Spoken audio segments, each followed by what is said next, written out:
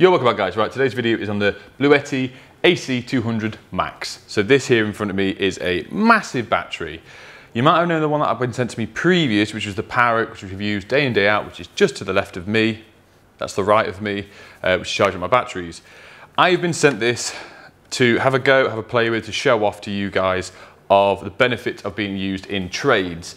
This is for a variety of different things that's been used across camping, outdoor leisure, battery storage at homes, all that sort of stuff, because this is just one system. They sell loads of other systems that you can all stack up, intertwine, and have as a proper battery storage system at home that's not hardwired, that is movable and interchangeable, and you can add bits on, take bits off. It's a very cool bit of kit, but that's not what that video is about. It's about this.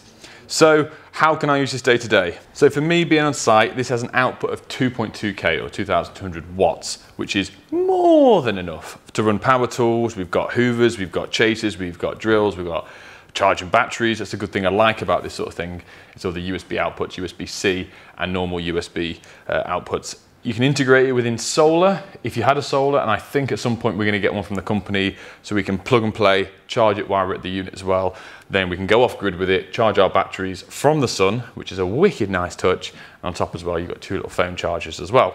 So what I'm going to do now is give you some specifics about it, and then we can start testing it and see what it can run. So guys, the Bluetti AC 200 Max has a 2,200 watt AC pure sine wave inverter, which is 4,800 watt surge. It's got LiFePO 4 battery that has over 3,500 life cycles to it, up to 80%. There's 7 ways to recharge. So you've got AC, solar, car, generator, lead battery, dual, and then AC and AC plus solar. It's 900 watt max solar input, 1,300 watt max fast dual charging, which is solar and AC adapter. And on top of it as well, you've got a smart control and monitor app for any smartphone. Right, so what we here is my very dusty kettle in the unit. This is actually, oh well, you can see this on the camera. This is 2,520 watt to 3,000 watt, so 3 kilowatts. With this is maximum of what this should do. So we're gonna give it a go. I've not tested this yet. The water's still cold, there's water in there. And one of the cool things is, look at this, like a starship. Boom, that's mint. We'll get onto the phone controls later because I've just downloaded the app and had a go. Didn't realize it had one. It does, and it's very cool. Let's plug that on. So you've got 4 240 outlets. You have 4 USB-A. You've got 1 USB-C, 12 volt there, 12 volt, 12 volt. We've got it on. We just want to turn AC on. There we go. I'm going to turn that on now. It's kicking in. Already we've got an alarm signal here to say that it's pulling more than it should do. It does have a big surge, remember, back up. This is now boiling. We're using 2,670 watts to boil this kettle. Right, from my phone app here, we can see, I don't know if you can see on the screen, it's 97% battery. It's pulling 2,670 watts down AC. This app also allows you to see what you're charging off solar, what you're getting from the grid, and what you're using off DC as well. Right, boys and girls, that has used 7% of the charge on the machine itself. Wicked LED display. One of the cool things that I like compared to all the other older models. This is touchscreen, it's simple to see. Screen turns itself off every now and then, and I'm completely out of shot, to allow save battery and whatnot. That's fully charged, that's fully boiled this kettle. We've used 7%. Next thing I want to test is, which I have done previous because we've had this for a couple of weeks. That is hot. I've had this for a couple of weeks and I wanted to try and test it to make sure I was happy with it. I knew how to use it, the functionality of it, how long it lasts. I'll put a little clip on now. When it was the hottest day of the year, we started to rewire it in Coventry. I had a really big works fan on in the background. We had no power at all upstairs, didn't have any extension lead, so this went up. We had the fan plugged in, and it went for hours. And on top of that, also I plugged the Hoover in. Right, so it's 40 degrees here today. I'm working in the house with no power whatsoever. I want to turn my fan on, I'm upstairs. So let's chuck that bad boy on. Plug you in, AC on. There we have it.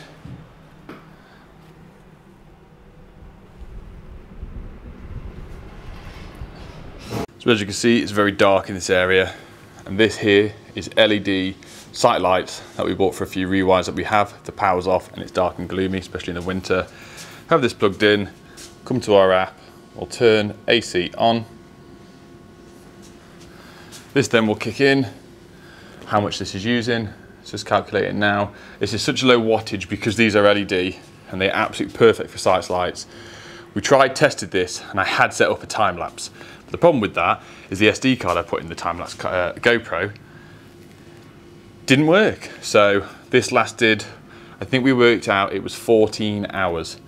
14 hours of constant power usage. Obviously if you're on site normally for 8 hours, you can have a day and a half of this, no problem at all, without having to be charged. But on top of that, you can have the solar panels and you can take them onto site. You've just got to be careful of where and what you use them for.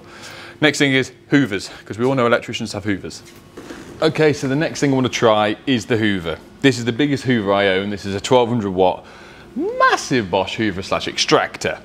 This is used all the time for obviously hoovering things up, using with our chaser, using with the drill, several other things, and for some trades they actually do tidy up.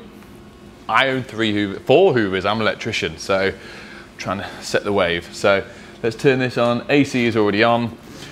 The key thing that I don't want to lose here is suction, because we've had it before on certain power banks in the past where they will work, but they won't work to full capacity. This is a beast of a machine and it works really well, and we want to carry on the performance. So we've got a big line of sawdust here. Let's see how it does.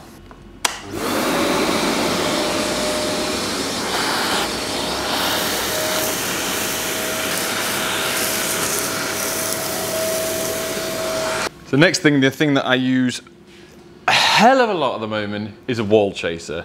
This is the Metabo wall chaser. This is 1900 watt, which is almost at the peak limit of this battery bank. The Bluetti AC 200 Max, to be precise. I would like to say this works with the Hoover. It doesn't. It's too powerful. That's 1300 watt. This is 900 watt. We're over our capacity. I can show you to give you a go, and the initial kickstart might work, but I cannot tell you when I start putting some pressure on it and making the motor work that it isn't going to trip itself off. But I know for a fact it does work because I've used this on site when I had to just do a tiny bit and the Hoover was being used. But most of the time, I would like to say, before everyone picks me up on it, you wouldn't really use a wall chaser without using the Hoover of this type. There's a lot of people out there that would use grinders to chop away and whatnot who have a Hoover plugged in separately. But if you had 2 or a more powerful one, this would work for you. But day in, day out on a site, we would need more power to use the wall chaser and the Hoover at the same time. And really, last but not least, I would like to try and show you more power tools, plugging it in and whatnot. But because I'm a Spark, and most of the people out there that are Sparks that may be watching this, or anyone else that's found my channel completely by accident, if we're electricians 99% of the time for what I do, we go to people's houses, we turn the power off. So wired power tools become pointless for us. So I already got rid of most of my arsenal of wired power tools, 240 stuff, even 110 stuff for transformers. Everything's on a battery that I physically own, other than the vacuum, really, and the wall chaser, because of the sheer power of it. They're the only 2 things we need. We have site boards that we go on site. Knowing that I can use the wall chaser if I wanted to, or the Hoover on this, maybe at one point we were going to get something that could do both at the same time, but that is a lot of power. If we had 2 of these, no problem at all. We use one for the extraction and one for the chasing. But because we always turn the power off, we need lots of batteries. And when we use lots of batteries go flat. And when we turn the power off, the lights go off. So we have the main things of electrician, we have the lights, and we have the batteries. One thing that annoys us the most is having to recharge everything. And this is what we have solely really used this for the past couple of weeks. I've owned this off camera. You would not have seen it on a couple of videos that I have done in the past. It's just use it as a charging station. I can bring it here, I can bring it to my house. Even if we're at a customer's house, the power's on, but we want our USB outlets. We can stick this on charge at the customer's house. We can plug it in. And now I found the app, which I've only downloaded this morning, and is wicked cool. I can plug some of this stuff in, use it as literally a charging station, what I honestly use it for 99% of the time. So we can see here off the phone is we have a DC power being used is 33 watt, AC is 144 watts, which is jumping around a little bit. It's giving me my battery percentage 92%, little water effect, which is delicious. So this is realistically, as a Spark, as a tradesman, what I use this for. We have used it for other things like the fan, like the extraction unit, like the Hoover, vacuum, whatever you want to call it. Is it a sick bit of kit? Absolutely. Is it expensive? Yes. Would I buy one if it wasn't given me? The amount of EICRs we've done and the amount of times we turn the power off and the amount of EICRs and rewires I've done, would this pay for itself? I think so. I really do think so. And with the add-ons you can get, and the fact that this can be converted into a battery storage system at my own home or in the unit to run the lights, I thought about it for a future video, is all the internal LED lights in here, I'm actually going to switch over when I get the solar panels for this, and all the lights in here are going to be run off this solely. So I'll be paying less electric, because come October, when all our power bills go up, and energy bills and gas and everything on top, this sort of thing I think will come in a lot more popular, a lot more beneficial for people. For sparks, is it worth it? 100%. There's different versions of this. There's less powerful ones, less expensive ones. And also as well, just thought I'd show you that. You can put your phone on top of it, and it's also a wireless charger, which is cool. I'll put all the links below for Bluetti. Check all the different stuff out. What you might find that might suit you more than this. This is a big unit. I hope this video has been slightly interesting, and I know it's a bit unusual and a bit of a change, but we're getting sent stuff like this all the time. And the fact that when we can get the solar stuff plugged in and we can watch it charge off the phone, it's all incorporated within one app as well, which is a nice little touch. Hit the like, hit the subscribe button, check out the links below. Thank you Bluetti for sending this over, and hopefully there's more to come.